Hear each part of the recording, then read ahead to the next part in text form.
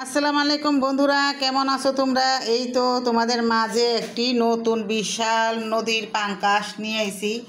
দেখো, এই পাঙ্কাশটা দেখে মাশাআল্লাহ খুবই ভালো লাগে। আর তোমাদের কার কার পছন্দ অবশ্যই কমেন্টে জানাইবা। পাঙ্কাশ মাছ তো আমার অনেক পছন্দ, অনেক। তো দেখো এখানে কাঁটাগুলো কি, ও বাবা ভয় করে। আর এই যে পাঙ্কাশ মাছটা আমি সুন্দর করে ধুয়ে আগে ঘষে ময়লাগুলো উঠাবো, তারপর আবার ধুয়ে কুটে সুন্দর করে নিব। তো বন্ধুরা, এই যে দেখো পাঙ্কাশ মাছটা তো আমার কাছে খুবই ভালো লাগতেছে। আর আজকে নদীরই পাঙ্কাশ মাছটা সুন্দর করে রান্না করব।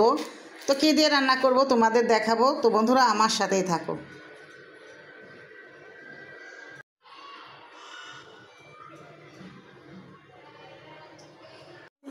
আরে মুখ ধুনি অন্তরি নাস্তা খাইবা। তো মাছটা কুটবো, এখন তো কুটি নাই। আর আমি এখন সকালে মুখ দিতেছি নাস্তা খাওয়ার জন্য। এদিকে এই যে আইরা মণিগর লুডুস রান্না করে দিতেছে। আর আমি এখন এই যে মুখ দিয়ে তারপর নাস্তা খাবো। চা রান্না করা হয়ে গেছে।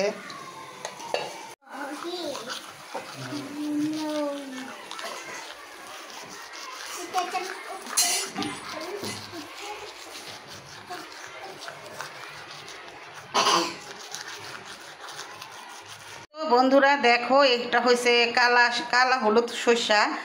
তো এই যে আমি পাঙ্কাশ মাছ রান্না করার জন্য এখানে সর্ষাটা ভিজাই দিতেছি। তো বাটবো, আর ভিজায় রাখলে তাহলে বাটা হইব তাড়াতাড়ি। আর তোমরা কে কে খাইছো সর্ষা পাঙ্কাশ জানি না, কিন্তু ইলিশ সর্ষা তো সবাই খাইছো। আর আমি কখনো দেখি নাই, তোমরা খেয়েছো কিনা না খাইছো আমি জানি না বন্ধুরা। তো আমি আজকে সবাই রান্না করে ইলিশ সর্ষা, তো আমি আজকে রান্না করব পাঙ্কাশ সর্ষা। তো এই যে ভিজিয়ে দিলাম, তো ভিজলে আমি এটা আবার সুন্দর করে বেটে নিব।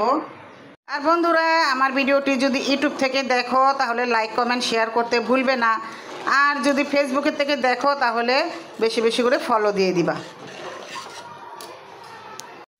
তো এই তো বন্ধুরা দেখো, ঘষা শুরু করে দিলাম মাছটা। আমরা এক জাতের পাতা আছে আমাদের এইখানে, আর যারা গ্রাম সাইডে থাকে ওই গ্রাম এলাকায় এইসব পাতাগুলো পাওয়া যায় ধার ধার। তো এই পাতাগুলো দিয়ে আমরা মাছটা সুন্দর করে ঘষে নিব। আর তোমরা চাইলে ধার ছোবা দিয়েও ঘষে নিতে পারো।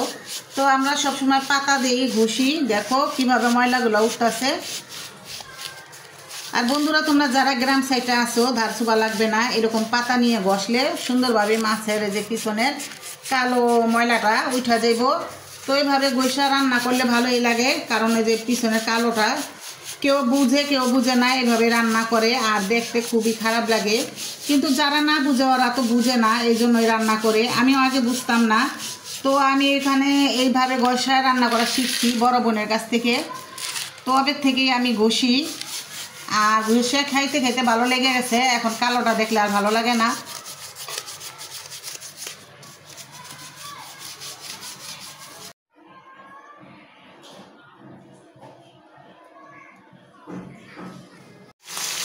এই তো আমি মাছগুলো বসায় দিছি ভাজার জন্য। তো মাছগুলো আমি হালকা করে ভেজে নিব, বেশি কড়া করে ভাজবো না। বেশি কড়া করে ভাজলে তাহলে সরষেটা রান্না করলে ভালো লাগবে না, হালকা ভাজা দিলে ভালো লাগবে।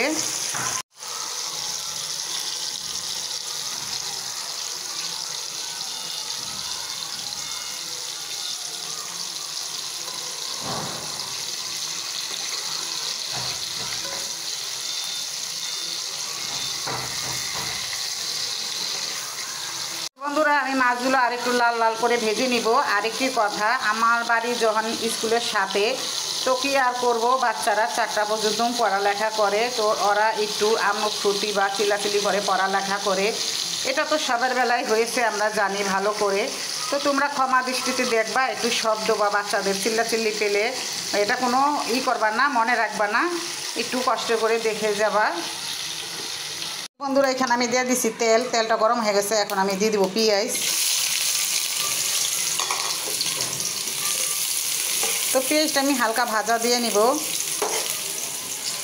এই তো বন্ধুরা, শসাগুলো বেটে নিছি। নিছি আদা রসুন বাটা, হলুদের গুঁড়া, ধইনার গুঁড়া, মরিচের গুঁড়া, সরষা, এটাই দিব, আর কিছু দিব না।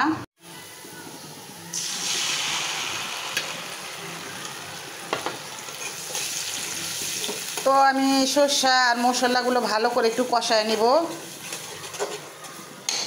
তো বন্ধুরা আমি লবণটা দিয়েছি, তোমাদের বলতে মনে নাই, তো লবণ ছাড়া তো আর রান্না করা হবে না। তো এইগুলো আমি ভালো করে কষিয়ে নিব। তো এই যে এখানে আমি ঝোলটা দিয়ে দিছি, এই ঝোলটার ভিতরে মাছটা দিয়ে দিব বলক আসলে।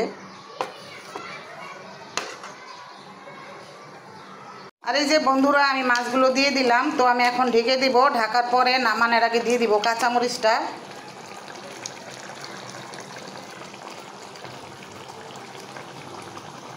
এই তো বন্ধুরা সর্ষা দিয়ে পাঙ্গাস মাছ রান্না করাটা কেমন হয়েছে অবশ্যই কমেন্টে জানাতে ভুলবে না।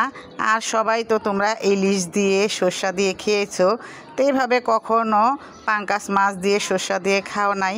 তো এই তো প্রথম আমি রান্না করলাম, তোমাদের যদি ভালো লাগে তাহলে একদিন রান্না করে খেতে পারো, খুব ভালো লাগবে।